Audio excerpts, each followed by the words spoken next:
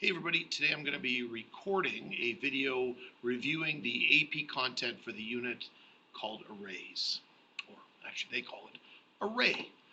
Alright everybody, so let's take a look at the curricular content for this unit called Array, and let's start off with a little bit of what the AP says about it. So this unit focuses on data structures and representing collections of related data using a single, rather than using a single variable, using multiple variables combined in this thing called an array. And it also includes what are called iterative statements or looping statements to travel or traverse through the array.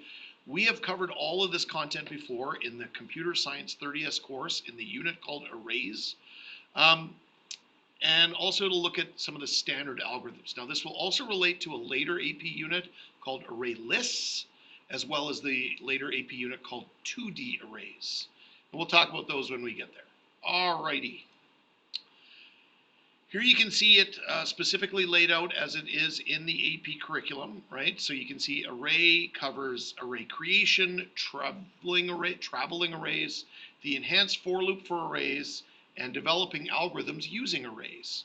So those are the main curricular content sections. It covers the big idea section of variables, control, and we'll see that in the unit. All right. In terms of weighting for the AP exam, array holds a 10 to 15% of the exam. So it is a fairly large chunk. Actually, most AP exams have a free response question that usually involves the array. So let's start with section 6.1, array creation and accessing arrays. Here you can see the specifics of the specific learning outcomes laid out in the AP curriculum. If you want, pause this video and take a look or access some of the resources on my website to see the specifics of the curriculum here. And let's dive into how I reviewed this back in the Computer Science 30S, how the array is a group of adjacent or connected memory locations that all have the same name and the same type. And each spot in the array can also be identified by its index number or its subscript number or its element value, whatever kind of wording and vocabulary you want to use around that. Let's imagine the idea of the array itself. Okay, so let's imagine an array of integers. So here you can see it's an array of just 97280, so those are integers, okay? The array has a size of 5 with elements 0 through 4. In the array at index 3 is the number 8. It's stored in the array there. Now, the reason why I brought that up as well is because in Java, as it is in most programming languages, arrays start their index at 0, not at 1. And this is something I stressed very highly in the 30S course, because it's probably one of the most common mistakes students make when first starting to work with arrays, is they assume the first spot is index 1, okay? Arrays use square brackets to identify the index and for the creation of arrays. So the square brackets is how you access array elements. Arrays are like variable objects. They take up memory. However, because they're a little more complex than regular variables, when creating an array, you use the keyword or the operator new to create new memory for the array to get stored. We specify the type of array, so which data type. We give the array a name, and we give the array a size to start, okay? Arrays are defined as static data structures. All right, so let's take a look at an example. Here is a double array of size 5, and then into index 3 of the array, I store the number 301, okay? Square brackets are used to access arrays. You can see in the next line, I print out spot 3, so I'm getting what's in there. In the line above it, I'm setting or I'm mutating or I'm changing spot index 3 to be 301. In the output line, I am getting or I am accessing spot 3, okay? This is a visualization of what's going on. So the array has unknown values, but in spot 3, the value 301 is now stored, okay? Keep in mind, again, we're starting at index 0. Now, there are other ways you can work with arrays, other options. For example, you can declare an array without giving it a size and then later give it a size. However, when you do that, it wipes out the content, which allows you to resize arrays, but not maintain the contents. Also, there are other ways you can declare arrays, like you can see here, where you can preset the values. So not only does it create the size of the array, but it presets all the individual values inside of it. You can also create multiple arrays on one line of code, as you can kind of see here, right, where I'm declaring an array called A, comma, and then an array called B, although this is not that commonly seen, this type of declaration. And you can even do that with preset arrays if you want. Just more and more options for how you can create the array, how you can access the array. When accessing an entire array, then we use a looping structure to loop from the beginning to the end of the array, and specifically the for loop. The for loop is built for arrays. Okay, so let's take a look at that. When using the for loop, you can also use the built-in dot length feature that's built into arrays, so you don't have to know the stopping number. You can just use dot length and it will automatically retrieve the size of the array. Okay, keep in mind the size of the array is always one more than the last index number, or you can reverse that logic. The last index number of an array is always one less than the size of an array. So, for example, if you have an array size 4, it'll go 0 to 3. If you have an array size 100, it'll go 0 to 99. Okay? If your last index number in an array is 7, that means the array is size 8 because it starts at 0. Okay, and here's a little example of a deck of cards, 52 spots, starting at 0, looping up to less than the length, and then assigning it a random value. We did way more examples of this in the 30S course. You can find links to that on my website and in this video. Ways you can get at the specifics of and really see an example of how arrays are manipulated in there. All right, but this is just a quick AP review. So let's move to AP section 6.2, traveling arrays, which we kind of have already just talked about. So what it's saying here is how can we use something like a for loop to travel through the array, which we've already done. But I'm also going to take this opportunity to talk about how arrays and methods connect. Arrays and methods work just fine. You can pass an array to a method as a parameter. You can even return entire arrays from methods. So here you can see some examples of methods like populate array, which returns an entire array, or the method show array, which takes an array as a parameter to the method. So in other words, arrays can be both inputs and an output of an array, of a method. Okay, and once again, there are lots of examples of this.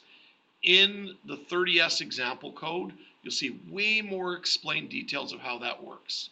But this is just a quick AP review of the concept of arrays and how they work. So you're seeing some of the slides here that I went over in that 30S content as I taught arrays to students and gave them lots of different sort of learning opportunities and learning exercises to really grasp the concept of how to create an array and how to traverse an array. All right, let's move on to AP topic 6.3, the enhanced for loop as it works with arrays. Now for me, the enhanced for loop isn't content I cover until the computer science 40S course, as the enhanced for loop is just another option for traversing an array. The enhanced for loop is a different type of for loop, okay, written in Java, and you can see a little bit of that I cover in the unit in the 40S course. So, the enhanced for loop basically is something that a lot of IDEs, like for example NetBeans, will suggest to you, or you can auto-complete them, and it automatically does not use a counter variable to do counting. It automatically knows how to travel through an entire structure like an array using that enhanced for loop structure. All right. In reality, you should go look at the 40S example code to really see the enhanced for loop in action. Let's move on to section 6.4, developing algorithms using arrays.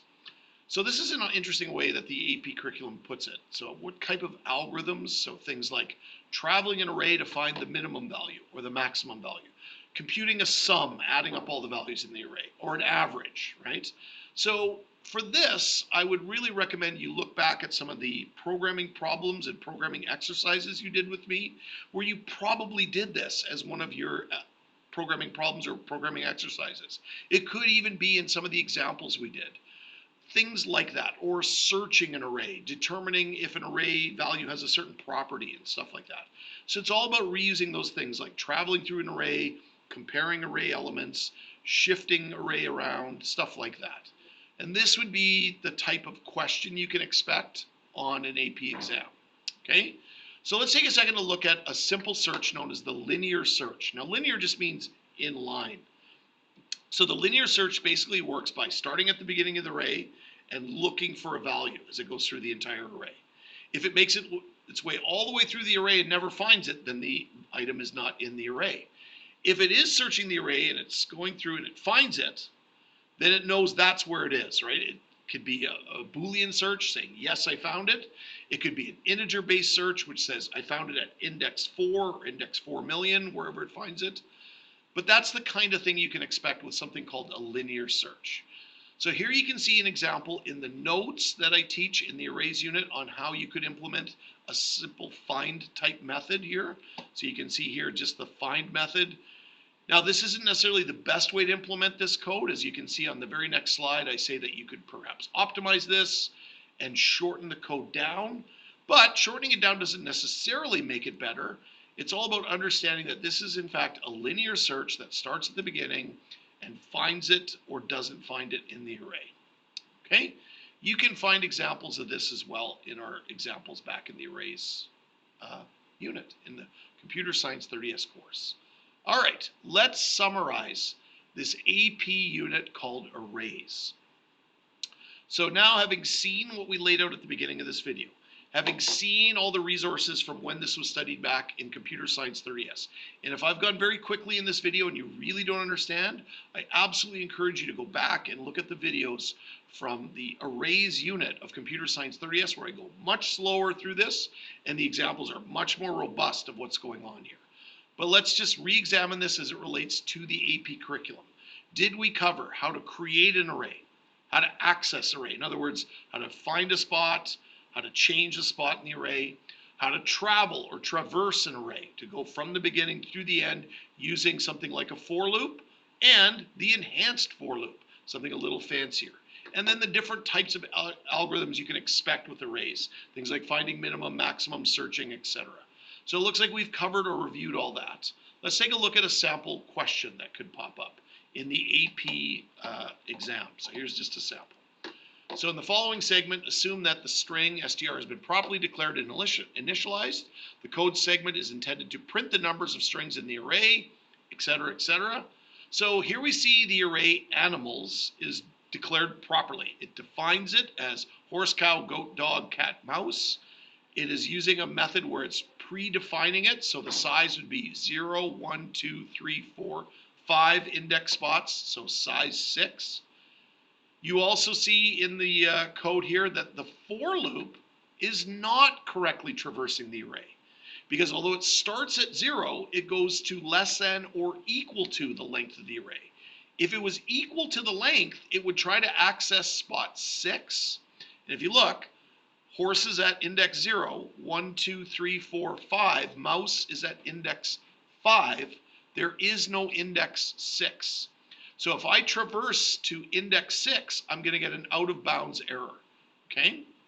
So you can see there that right away the for loop isn't correctly implemented. Okay?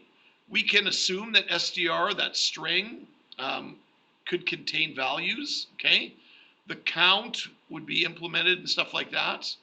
But it's really all about the loop, because the loop isn't correct, okay, and we aren't looping correctly. A is the right answer, because we have to change that looping value. We have to say that I is less than or equal to animals.length, because that would be the proper way to loop through this, not the loop as it's written here. All right, that should conclude my review of arrays in general. You can also see here, if I just quickly bring this up, just some more sort of stuff about arrays real quick. What is an array? Data structures used to store items of the same type, automatically indexed at 0, a group of memory locations that are stored all together continuously or beside one another, same name, same data type, that's the array itself. We can see how to declare an array, which we've already talked about, the data type, the square brackets, the name of the array. By the way, names of arrays are usually plural words. The new operator, the data type again, the square brackets again, and then the size of the array. how to use an array, how to access it, using the name, using the square brackets, using the index number, the potential error of going out of bounds, going beyond the size or the lengths of the arrays, and then the for loop specifically, how it works with arrays, and how arrays can work nicely with methods, back and forth, no problem. And even something moving forward that we'll see in the AP curriculum moving forward into a later unit is how the array can be expanded to multi-dimensional arrays. Alrighty then. That should conclude my review of arrays. Make sure you like and follow, and I'll see you in the next review video.